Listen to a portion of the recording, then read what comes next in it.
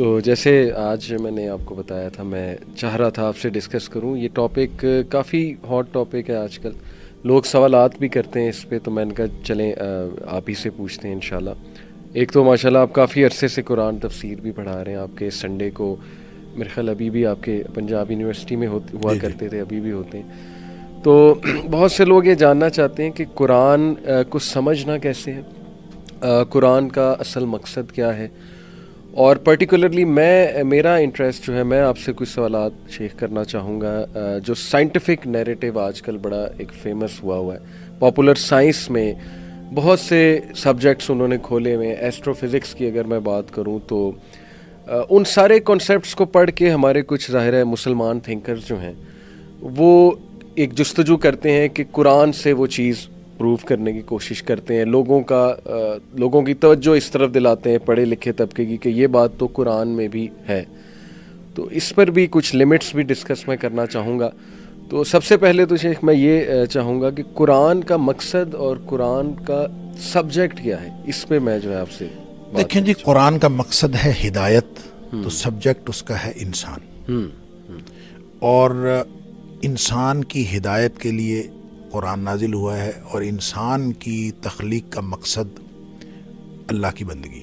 सही। वमा खलक़तुल जिन्ना वल इंसा इल्ला लियअबुदून। बिल्कुल ठीक। लिहाजा बंदगी कैसे करनी है उसकी पूरी हिदायत कुरान में है या साहिब कुरान की सीरत में। बिल्कुल ठीक। लिहाजा कुरान को आप कभी भी नबी अकरम सल्लल्लाहु अलैहि वसल्लम की सीरत से जुदा करके नहीं पढ़ सकते। उसकी वजह यह है कि ऐसा तो हुआ है तारीख़ में कि नबी आए और किताब नहीं आई, ठीक, लेकिन ऐसा कभी नहीं हुआ कि किताब आई हो और साथ नबी ना आया हो।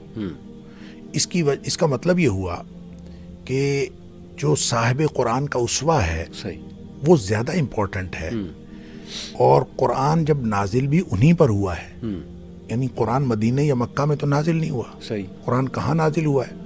नबी करीम सल्लल्लाहु अलैहि वसल्लम के दिल पर नाजिल हुआ है। सही। आपके क़ल्बे अत्हर पर नाजिल हुआ। तो फिर नबी पाक सल्लल्लाहु अलैहि वसल्लम ने कुरान बताया कि ये कुरान है, तो कुरान बना। सही। अब उसके बाद कुरान की जो आपने तफहीम की बात की, उसको समझना कैसे चाहिए, और मकसद तो ज़ाहिर हिदायत है, और उस हिदायत को हासिल करने के लिए मैं 2-4 पॉइंट्स भी बयान करना चाहूँगा, लेकिन उसका जो बॉटम लाइन है, या यूँ कह लीजिए उसका क्रक्स जो है, सही। देखें, ये कुरान नबी करीम सल्लल्लाहु अलैहि वसल्लम पर नाजिल हुआ है, लिहाजा उसको समझाना ये नबी करीम सल्लल्लाहु अलैहि वसल्लम की बुनियादी ड्यूटी थी।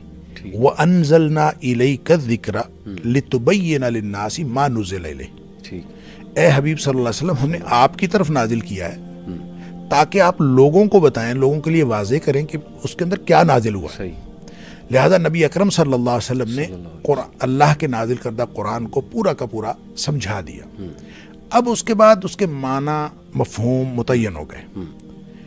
कोई भी शख्स जब उसका मफ़हूम मुतय्यन हो जाने के बाद, देखिए कोई चीज़ ऐसी नहीं थी जो नबी अकरम सल्लल्लाहु अलैहि वसल्लम के दौर में सहाबा ने समझनी चाहिए और उसकी ज़रूरत थी और वो समझ नहीं पाए, ये मुमकिन नहीं है। हाँ, अलबत्ता कुछ चीज़ें ऐसी ज़रूर थीं जो मुस्तक़बिल में वक़ूअ पज़ीर होने वाली थी, उनको वहाँ उस वक्त नहीं समझा जा सकता था।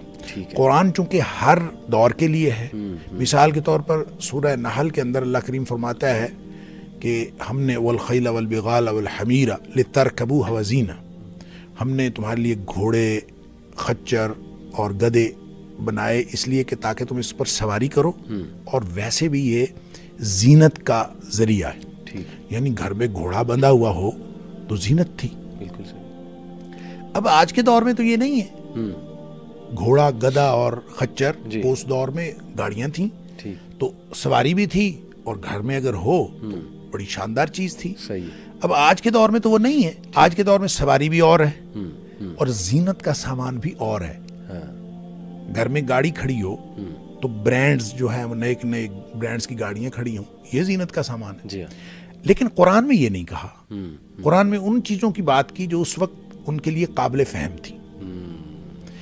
रह गई बात मुस्तकबल के बारे में, तो ये नहीं कि उसका तज़किरा नहीं है, तज़किरा मौजूद है जी। लेकिन तज़किरे को यूं इजमालन अल्लाह करीम ने बयान फरमाया, व यख़्लुक़ु मा ला तालमून, और वो कुछ पैदा करेगा जो तुम नहीं जानते। सही सही। अब जाहिर है कि जो कुछ अब हम देख रहे हैं, हो सकता है मुस्तकबिल में इससे ज़्यादा जदीद सवारियाँ आ जाएं। सही बात।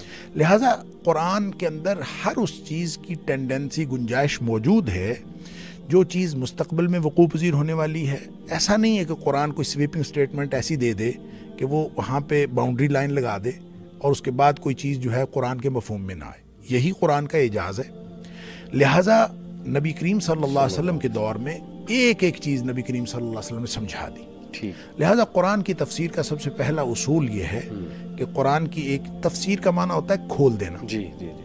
फस्सरा युफस्सिरु तफसीर, खोल देना। एक चीज़ समझ में नहीं आ रही, कुरान में किसी जगह इजमालन बयान हुई है, किसी दूसरी जगह उसको खुद ही खोल दिया। लिहाजा पहला उसूल यह है अल कुरान युफस्सिरु बादुहु बादा, कुरान अपनी तफसीर खुद करता है।